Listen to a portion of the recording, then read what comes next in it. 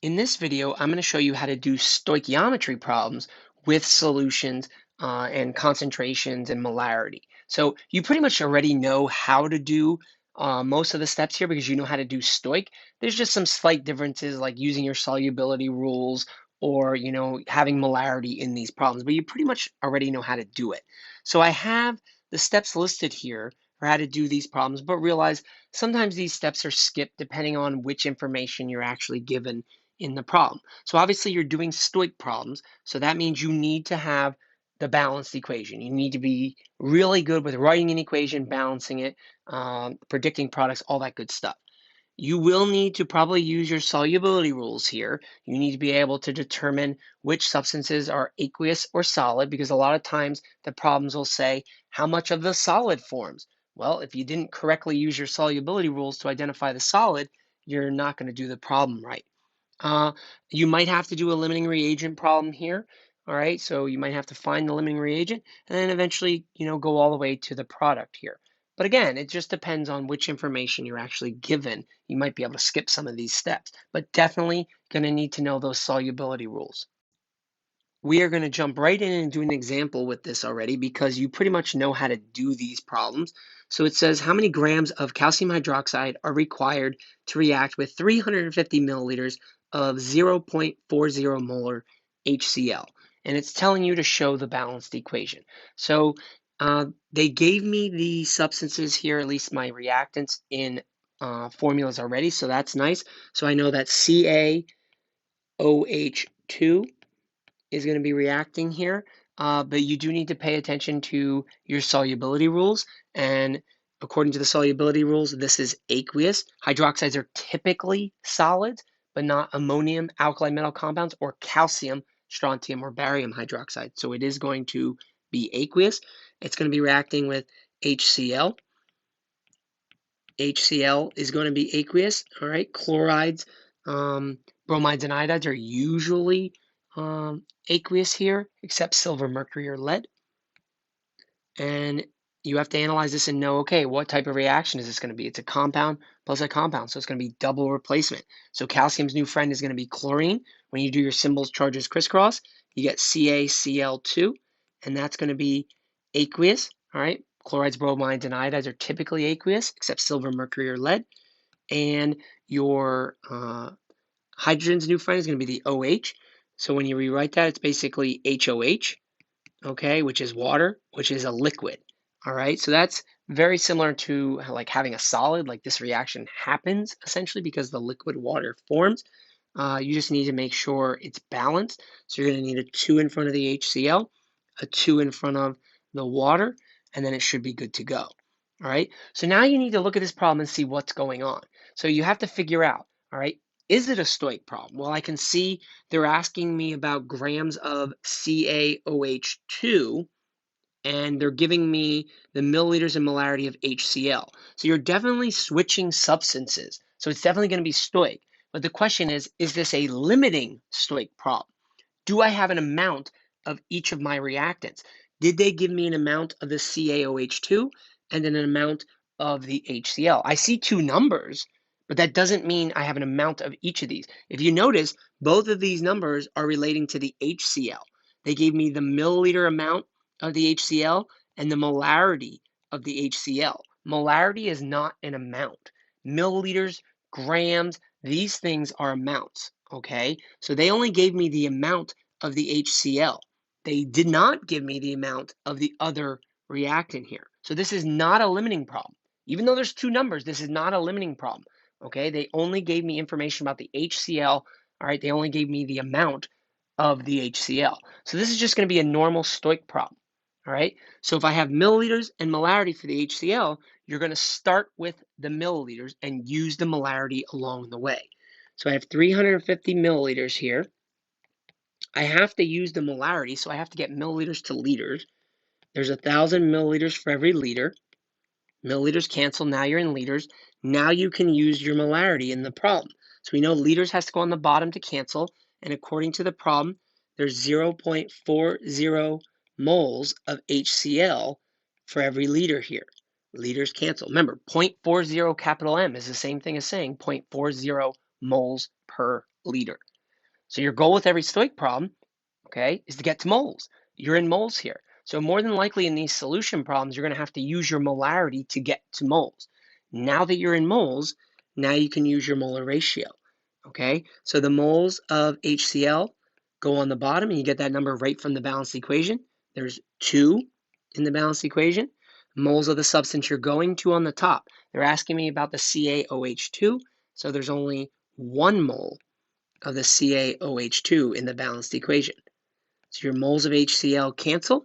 Now I'm in moles of CaOH2, but they want to know how many grams here. So you got to keep going.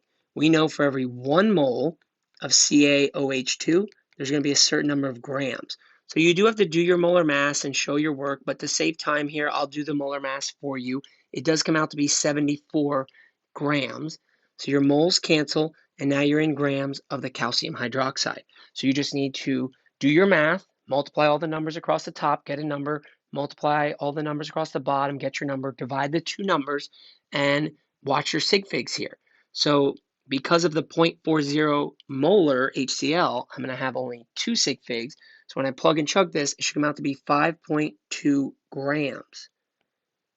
Okay, so this is an example of a Stoic problem that wasn't a limiting problem, but you can see how you just had to use your molarity in the problem. You have to know that molarity means moles over liters. But otherwise, it's pretty much just a basic Stoic problem. You have to pay attention to your solubility rules when we write these equations, but otherwise, it's basic Stoic.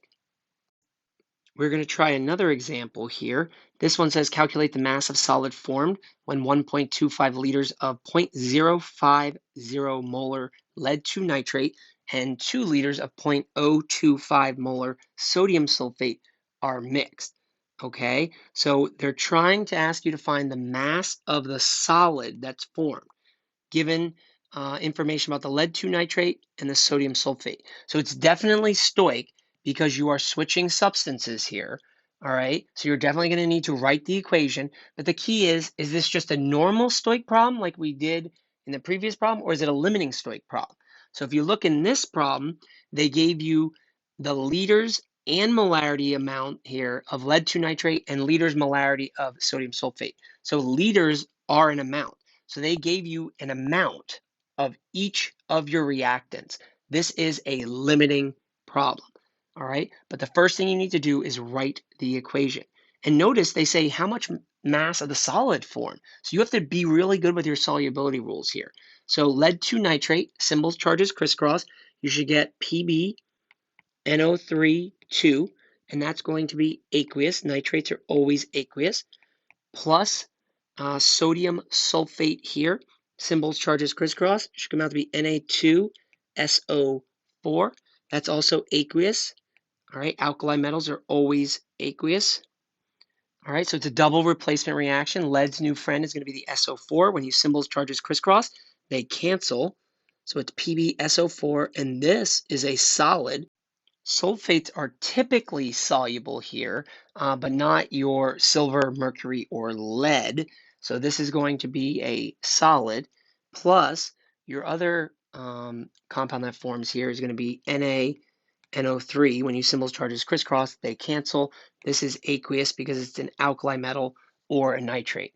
So some people get so excited when they write the equation, they forget to balance it. Don't forget to balance it. You only need a 2 here in front of the NaNO3, and then everything is balanced. All right, so we said this is going to be a limiting problem. You have an amount of each of your reactants, so you're going to need to do 2 problems here. So they gave me liters, and they gave me molarity for the lead 2 nitrate. So you're going to use the molarity along the way. Remember, if you're ever given a number and a molarity, you'll use the molarity along the way. Start with the other number. So I'm going to start with the 1.25 liters here. All right, I know I have to use my molarity along the way, so I know liters are going to have to go on the bottom, and I can already use this molarity here. I know that there's 0.050 moles of this lead 2 nitrate for every liter. 0.050 capital M is the same thing as saying 0.050 moles per liter. Your liters cancel, okay? So now you're in moles. Your goal with every Stoic problem is to get to moles. You're there. Now you can use your mole ratio here. So we know the moles of lead 2 nitrate are going to go on the bottom. All right, you get that from the equation. There's just one. And then the moles of the substance you're going to on the top. So remember here, the problem just says, what is the mass of solid? So you're going to go to the PbSO4. Sometimes the problem might say, like, what is the mass? What mass of precipitate? Remember, the solid is what's precipitating out. Okay, so this is just going to be 1 as well. So your moles cancel. Now you're in moles of PbSO4. Remember, your substances are important here because this is stoich. You're switching substances. So they do want to know the mass, so you keep going. For every 1 mole of PbSO4, again, you would want to show your work here for the molar mass, but to save time, I did it already. It's going to be 303 grams for every 1 mole. All right, so when you plug and chug this in sig fig, it comes out to be 19 grams. Remember, this could be your answer. It might not be. You have to do your other problem yet. So I did sig fig it and put units just in case. So now I need to try this with the sodium sulfate. But I have my basic roadmap here. I kind of know what I'm doing. I have liters. I have molarity. I'm going to use the molarity along the way. So it's 2.0 liters. All right, so already I'm ready to use the molarity here. It's 0.025 moles of the Na2SO4 for every liter. Liters cancel, now you're in moles. Your goal with every stoic problem is to get to moles. So now you're ready to use your molar ratio. So we know the moles of the Na2SO4 go on the bottom. You get this from the balanced equation. There's no number in front, so it's just 1. And then you're at the point where you just get to floor it, Harold. It repeats from above. So if you did it right in the problem above, you can kind of save yourself a little time here. You got to go to the same substance, all right, the PbSO4, in order to compare them to figure out how much would actually form here. All right, so now when you plug and chug this with sig figs, it comes out to be 15 grams. So remember, this is a limiting problem, so you did your 2 stoic problems. The lower of the 2 is the amount that forms. So that's how much you get, 15 grams here of the solid forming.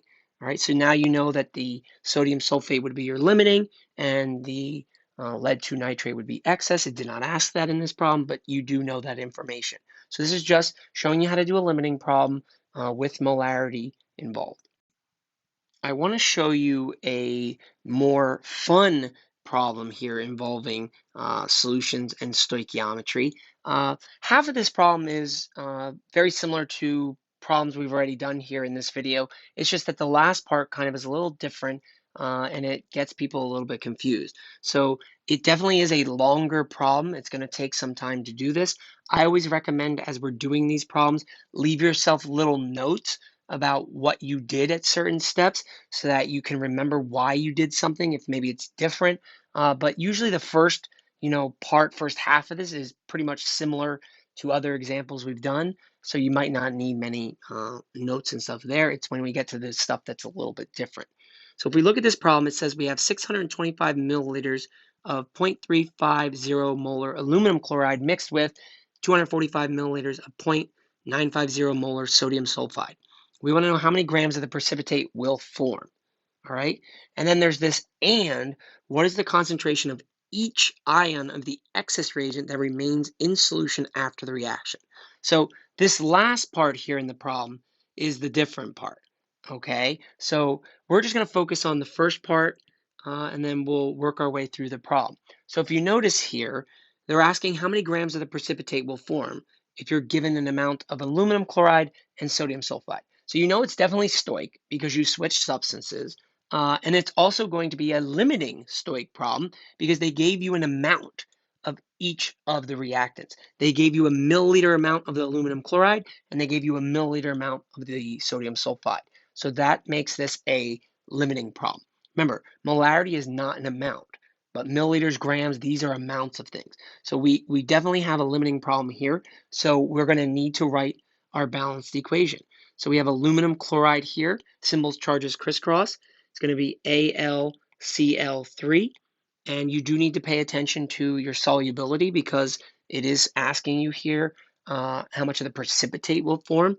So this is going to be aqueous, as most chlorides are. Remember, know your solubility rules. Plus sodium sulfide, symbols, charges crisscross. It's going to be Na2S. All right, this is also aqueous because we got our alkali metal there.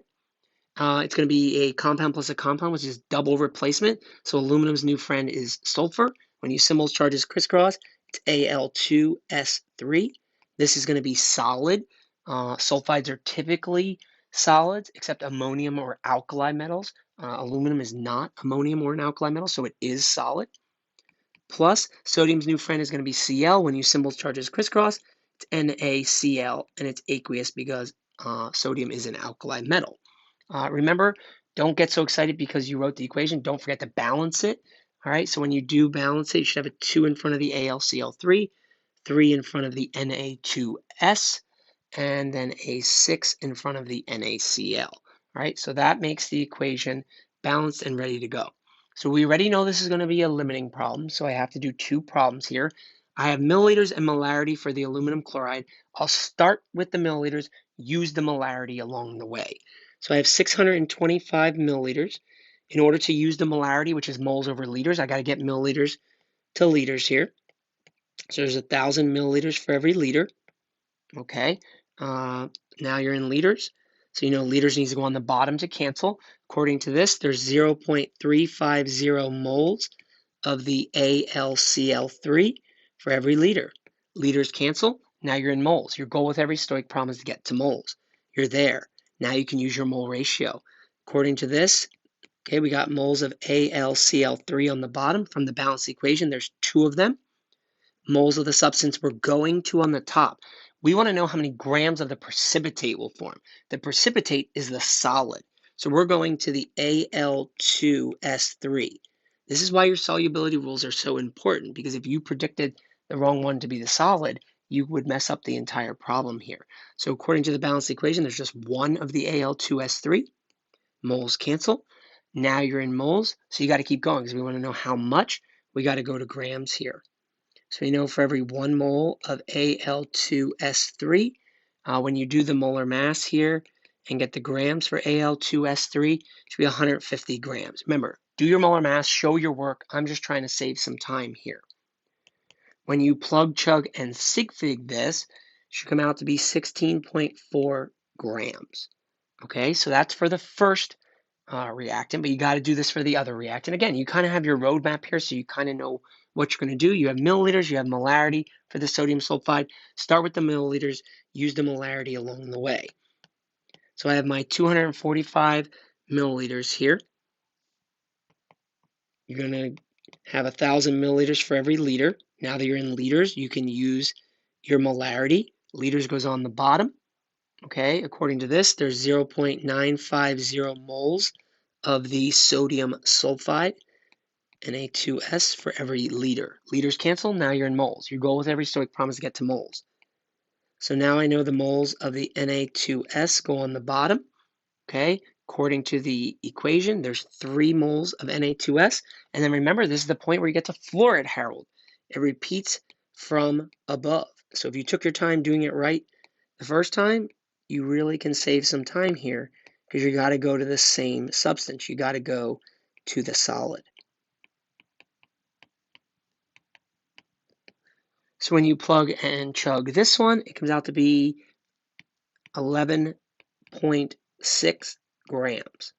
All right, so we did both of our problems. The lower one is going to be the amount that forms. So you'd get 11.6 grams of the solid forming. Okay, but this tells us some important information here that we need to know. If this is the least, all right, when you cruise over here then to your reactant, this was the Na2S that's going to be your limiting here.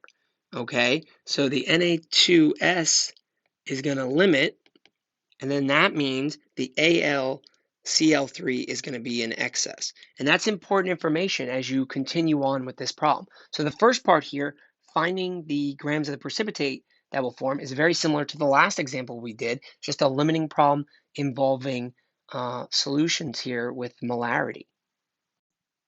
Now we're ready to move on to the second part of this problem, which is a little bit more new. So the other part of this problem says, and what is the concentration of each ion of the excess reagent that remains in solution after the reaction? As soon as you see the word excess reagent there. You know you're going to be doing an excess problem. It's just going to be a little bit different. And there's a couple different steps here that you definitely want to leave yourself some notes about. Okay? So remember, when you're doing an excess problem, there were 3 steps. Start with the limiting, go to the excess, and subtract. And we're going to do those steps here with just some slight differences because of what we're given here in the problem. All right, so in order to do an excess problem, I'm going to start with the limiting. I rewrote the equation here at the top just so you can see it. And I always do this in a problem. I always explicitly label who limits and who's excess so I can always reference it.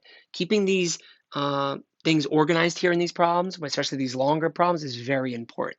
All right, so to do the excess problem, I have to start with the limiting. So the sodium sulfide was limiting. I have milliliters, I have molarity. You have to start with the milliliters and use the molarity. All right, so I'm going to start with the 245 milliliters here. All right, according to your steps for an excess, you start with the limiting, okay, go to the excess. All right, so I'm going to do a Stoich problem here. So I'm going to have 1,000 milliliters for every liter. Milliliters cancel. Now you're in liters. Now you can use that molarity. According to the problem, there's 0.950 moles of the Na2S for every liter. Okay, so now you're in moles. Your goal with every Stoich problem is to get to moles. Now you can use your equation here, your molar ratio. So we know 3 moles of the Na2S from the equation, okay? And this time, remember, the steps in an excess problem, start with the limiting, go to the excess. So we're not going to the solid this time. We're going to go to moles of the AlCl3 on the top. And according to the balanced equation, there's 2, all right? So your moles cancel, and now I'm in moles of AlCl3. So this is your first big difference here. All right, we started with the limiting, we went to the excess substance, but because we're trying to find the concentration, and concentration means moles over liters, you need to stop at moles. There is no point to go to grams, only to have to go back to moles anyway in order to do concentration. Okay, so that's definitely something you want to make note of. There's no point into going to the grams of your excess because you want concentration, which is moles over liters. So I stop at moles. Once I get to the excess, I stop at moles. When I plug and chug this, I get 0.155 moles of the AlCl3, and this is the amount that I need, okay, or that I'm going to use. So the excess steps, we started with the limiting, we went to the excess substance, but we only need to go to moles of the excess substance here. And then the last step in the excess is to subtract, all right? But here's another difference, all right? We know how many moles of the AlCl3 we need. So usually what you would do is, in a normal excess problem, you would just go back, figure out how much of the AlCl3 you started with, and subtract these 2 numbers. Problem is, when you go back to the problem, you're given milliliters and molarity of your excess. You're not given moles here, all right? So in order to do your subtracting, you need to figure out how many moles of the AlCl3 you started with, all right? If I know the number of moles I need, I have to subtract that from what I started with, but I need to figure out how many moles of the AlCl3 I actually started with. So I have to go back and say, okay, if I had milliliters and molarity of the aluminum chloride, I can figure out how many moles that is. So you start with your 625 milliliters here. All right, we know there's 1,000 milliliters for every liter. Now that we're in liters, we can use that molarity to get to moles of him. So liters goes on the bottom, and we know there's 0.350 moles of your AlCl3 for every liter. Liters on top, bottom, they cancel. You're in moles of AlCl3 here, okay? You're not doing Stoich. Very important to remember, for this problem, you're just trying to figure out the number of moles of the aluminum chloride you started with. We're not trying to convert to another substance, so there's no molar ratio here. Boom, we solved this now. We're just trying to figure out how many moles of the AlCl3 we started with. So when we plug, chug, sig, fig, should be 0.219 moles of the AlCl3, and this is what we started with, okay? So this is different from some other excess reagent problems we have done because the amounts that we needed to subtract were already kind of in the problem. Here, we need to figure out the number of moles that we started with. So now that I know the number of moles I started with and how much I need, now I'm ready to do the subtracting. 0.219 moles is what I started with, minus the 0.155 moles that I need.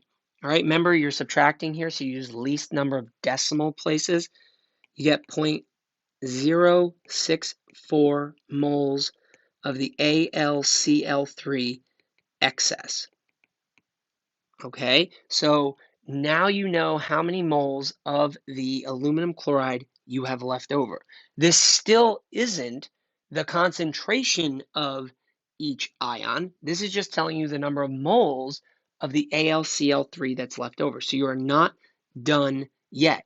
All right, in order to do concentration here, you need moles over liters. So you got the mole part. You just now need to put this over to liters and do the concentration. So we are almost there, but not quite yet.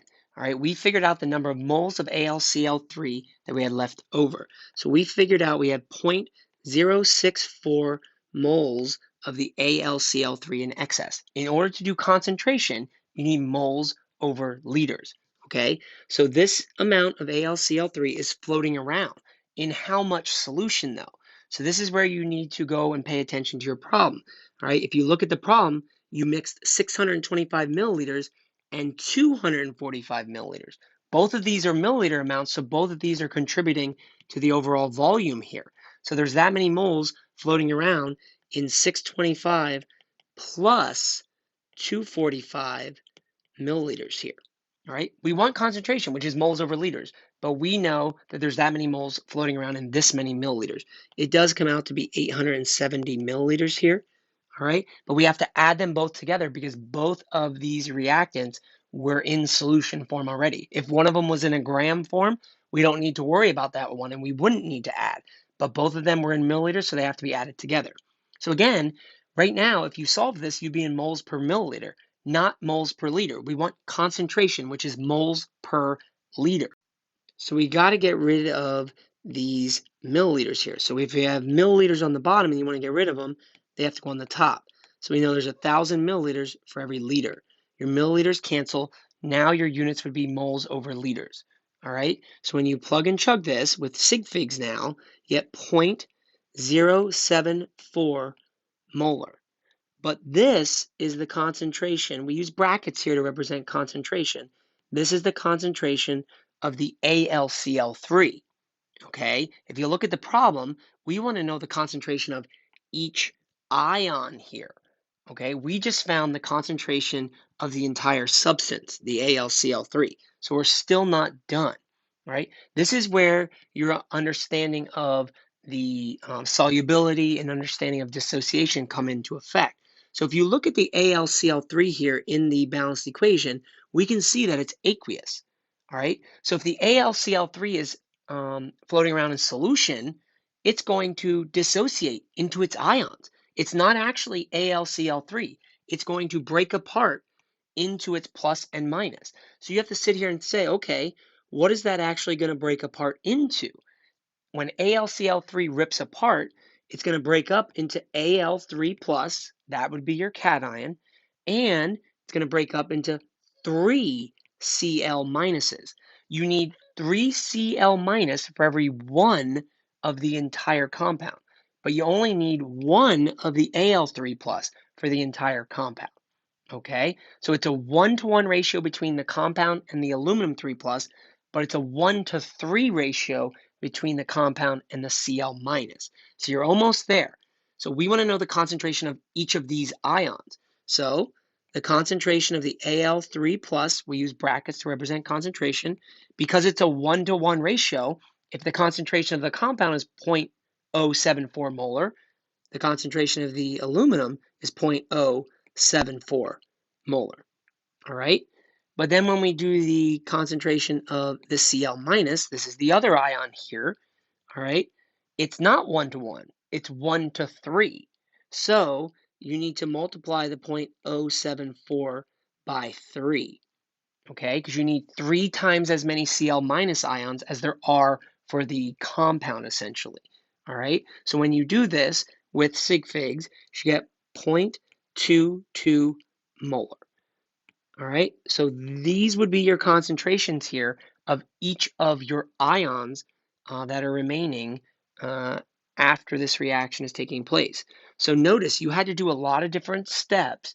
Okay, you had to pay attention that you needed moles over liters. You had to realize that that was the concentration of the excess substance itself. You had to pay attention to the fact of solubility rules and dissociation, how many of each of these ions were involved. So this is definitely a problem that requires a lot of thinking, and definitely need to go back through and maybe watch the video and try the problem and try some other examples as well.